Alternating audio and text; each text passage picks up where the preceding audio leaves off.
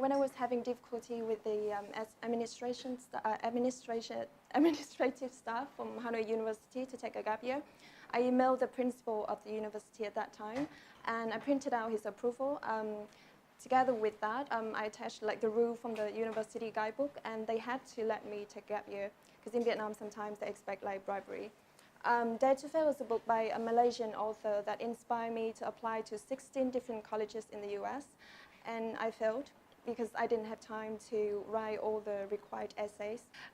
Growing up in a family with domestic violence, I saw my dad hitting my mom since I was 5, and I grew this anger towards him, and I always stood by my mom's side, and I reported him to the police many times. That didn't really help until I read this book called Anger by Vietnamese Zen master Thich Nhat Hanh. I learned that people people who make you suffer a lot too, and they don't need punishment, they need help. And I learned to look into my dad's childhood, to learn that he was hit by his older brother. He had an alcoholic dad. And with that understanding, I grow compassion to him. And I also learned that I need to be happy before I can help my parents, before I can get a full scholarship to study abroad. So I learned to come back to my breath. Because I can lose everything, but I always have my breath until I die. And as long as I can come back to my calm breathing, then everything will be okay. So finally I went to ballet class when I was 21 years old, something that I always wanted to do when I was a kid, but my mom never let me do anything artistic because it's not realistic, especially in Vietnam. So I did that, and I was really happy, and I also did French and filmmaking, and I still want to study abroad, and it took me 2 years to get a full scholarship to study in the UK. So the second year, I emailed the director of the scholarship office to meet him in person in Hanoi during the education fair, and I finally got a full scholarship to study in England, and I flew to London in September 2010. Studied sociology and history for a week to find that it's so theoretical, and then I changed to contemporary media practice to find that it's so technical. So I was lost. I didn't know what I should study, and I got this pressure from the scholarship office that they were going to send me back to Vietnam in 2 weeks.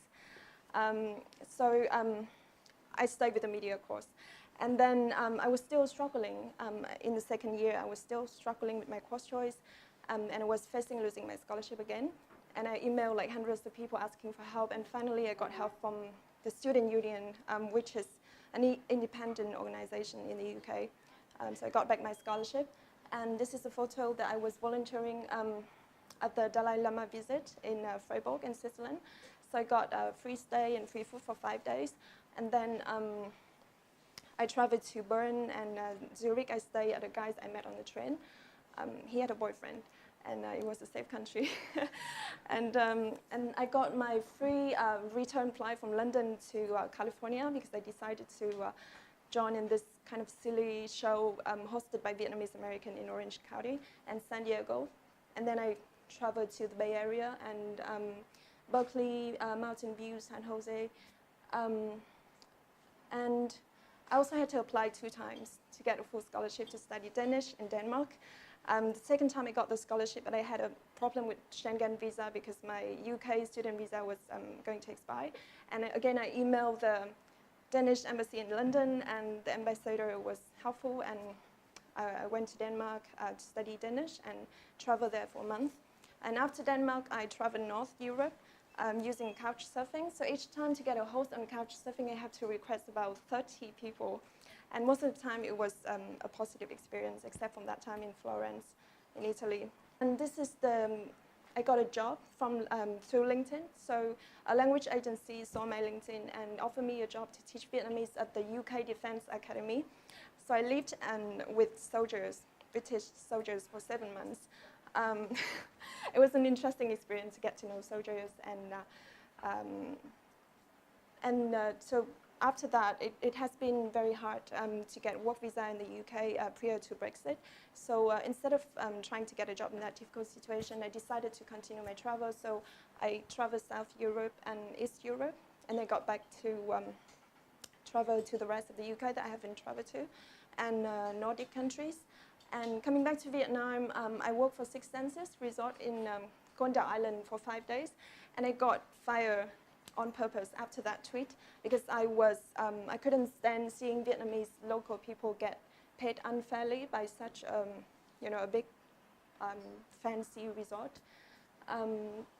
And this is my mom doing walking meditation at Plum Village. It's a Zen monastery in Pak Chong in Thailand.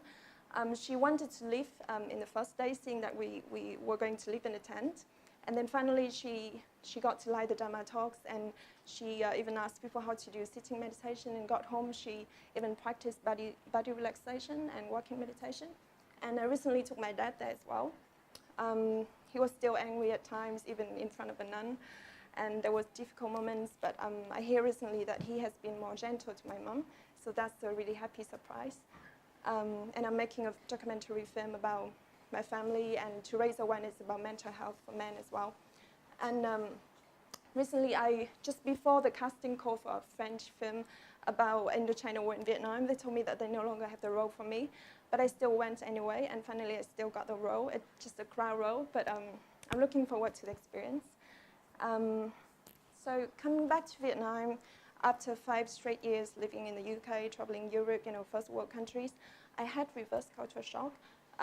But thanks to mindfulness practice, I learned to come back to my breath and to be present, to appreciate the good things in Vietnam, and to be happy here and now.